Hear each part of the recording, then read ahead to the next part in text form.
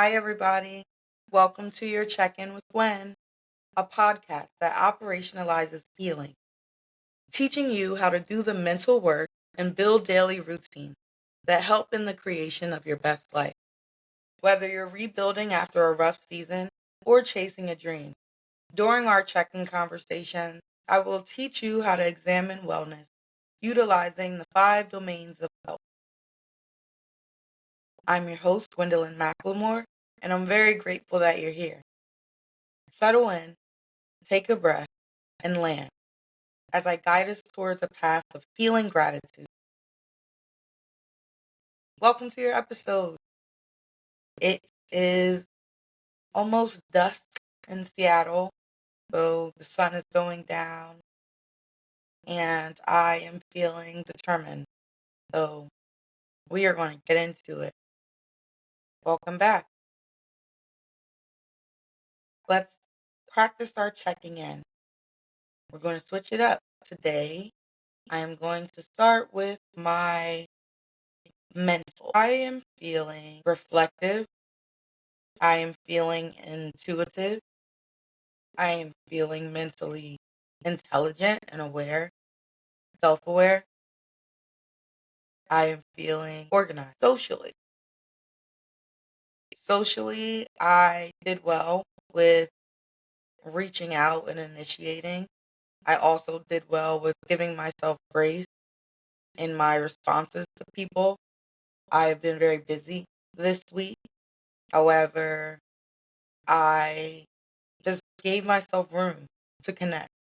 And I think it went a long way. And it's not with my day-to-day, everyday people. I connected with strangers. I connected professionally. I just was open this week physically. I'm tired. Not really a surprise. Later in the day, I haven't had much of an appetite today. And so I'm just feeling a little weak. I am also physically feeling tired because I think I'm just working really hard at making my dreams come true within all of my businesses. However, the pace of the world, I think I shouldn't be working as hard. So I'm trying to find that balance that naturally works for me. So physically, I'm trying to pump the brakes a little bit and take care of myself. Emotionally, I'm going to say worried, but then a phrase from my brother popped into my mind. He recently said to me during a conversation, from this point forward, there is no more worrying. Worrying is not a part of your life. You need to know that things are going to play out how they're meant to play out. You don't need to add worry to the equation to get things done. And it was very impactful. And so I won't say worried. I will say cautious. I am feeling emotionally concerned, doubtful. Yeah. And to rectify that, I am going to listen to soothing music. I am going to give myself time to daydream about things that I want to come true. I am going to try and write out some immediate wishes and hopes and goals for myself. And I'm just want to become more forward focused. I dealt with disappointment this past week, a couple episodes ago. I dealt with disappointment, and emotionally, I'm just concerned that I might be expending a lot of energy in the wrong direction. And so I'm trying to reflect and slow down so I can find some balance and let the world unfold. And spiritually, I spiritually feel blessed and considerate. I feel as though I am sharing a type of energy and gift with people in my life right now. I am trying my hardest to help people find their brand of hope. And so I think a little of that is going to translate into today. So spiritually, I'm feeling connected. I'm feeling excited, maybe happy.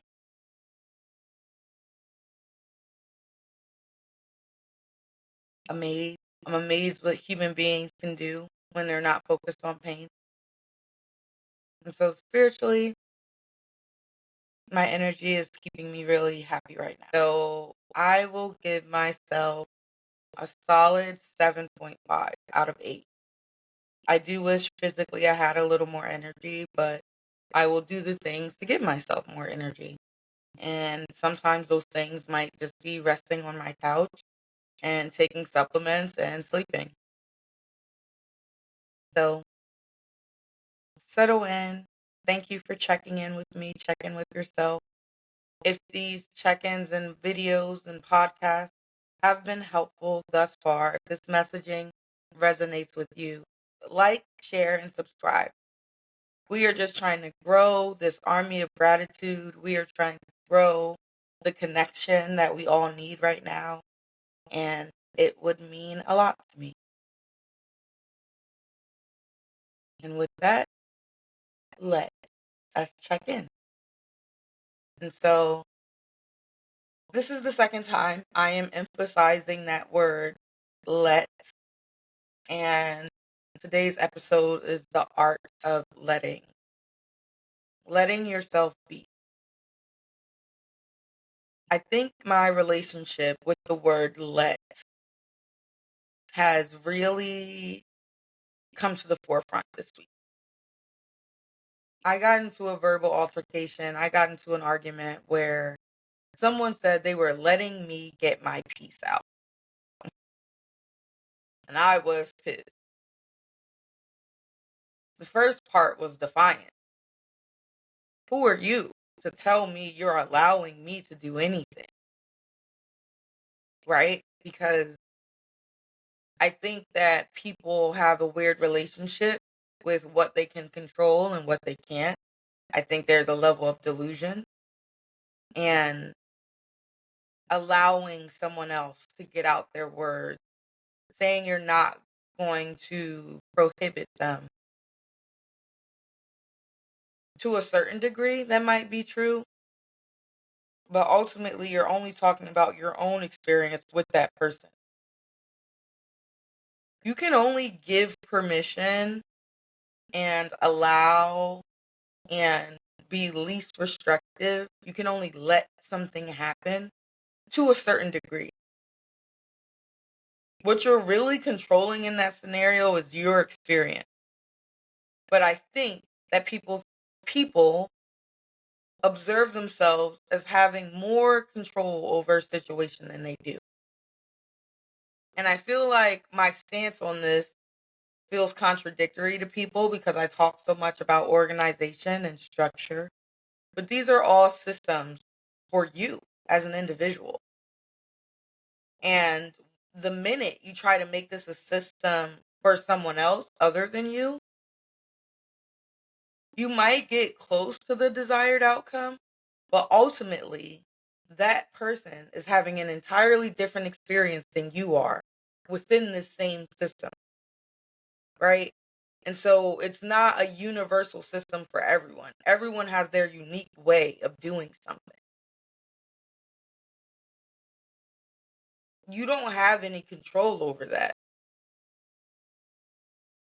Another example of me thinking I had too much control is that I caught myself cutting someone off in conversation. And if you are neurodivergent, if you have ADHD in particular, that is a very big telltale sign and symptom during conversations and social interaction. It's just extremely hard for you to practice that impulse control, right? That executive function skill, that short-term working memory. ADHD has deficits in several executive functions. And during conversation, especially when it's supposed to be a back and forth dialogue, it can be very hard for the neurodivergent, the person with ADHD. Let me reframe. It can be very hard for them to hear the other person. And as I was trying to correct someone, I realized that they weren't speaking. Like it wasn't a conversation. And to try to contain myself and control myself, I started this mantra in my mind, and I thought it was a good mantra, so I was saying it for a few days. I have to let people use their own words. And I thought I was gently teaching myself to be more present during a conversation. But that mantra just didn't sit right with me because once again, I questioned who the hell am I to let anyone do anything? And so I was trying to reframe it. I was trying to find a success in the scenario. And I realized the reframe I was looking for is that I have to let myself have this experience with this person. I have to let myself learn from this other person. I have to let myself be a student of life. I have to let myself grow and get things wrong. I have to let myself learn my boundaries and what comfortability means. I have to let myself work on my distress tolerance skills, meaning I have to be uncomfortable. And so I realized that I was trying to correct myself. I was trying to judge myself and shame myself into a new behavior. Let people talk, let people talk. And I was feeling like I was being oppressive. And when I checked in with the person after, right, a couple of days after I thought on these things, I asked, was I being oppressive? Was it hard to talk to me? Is it hard to talk to me? And they were very affirming. Like, no, you're one of my favorite people to talk to. I shifted the responsibility of the outcome. I took the pressure off myself by realizing I can't control the other person's experience. I can only try my best to give myself the tools to create the experience I want for me and for anyone around me. I have to let myself do the work. I have to let myself be unashamed and see the consequences of my action. So, the art of letting, right? That's what this conversation is about. And I don't mean the art of letting go because that's a very common topic. This is just very specific to let, to allow, to not prohibit, to not be in the way, to not avoid. It's just to allow it to happen. Allow yourself to be. When it comes to anxiety, when it comes to being stuck in a circle of thought, a way to bring your concentration and your energy from all the way up here to a very small space, to a space that feels safe. You have to let yourself notice the moment, not your dreams, not the past, not the future. Let yourself just exist in the moment and take note.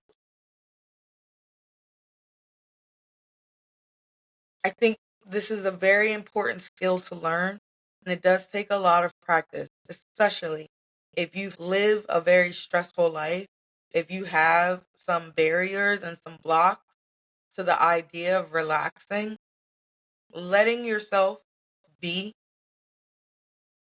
is an extreme practice of gratitude. I am letting it happen. I am letting life happen because it happens whether you do something or not. Your outcomes happen whether you participate or not. Not to say that your actions don't have consequences because they do. However, you don't have as much power over the consequences for other people as you think you do.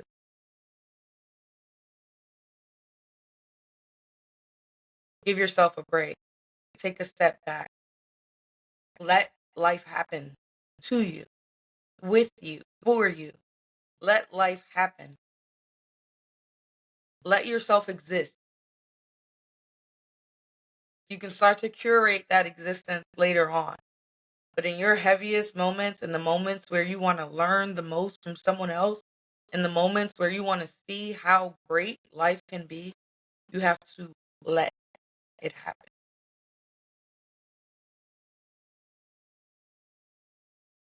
Thank you for spending some time with me. I'm sending you love, light, and gratitude. Remember to check in with yourself, a loved one, a stranger, and to be gentle while doing so. And I'll be here to check in with you next week. With gratitude always, Gwen.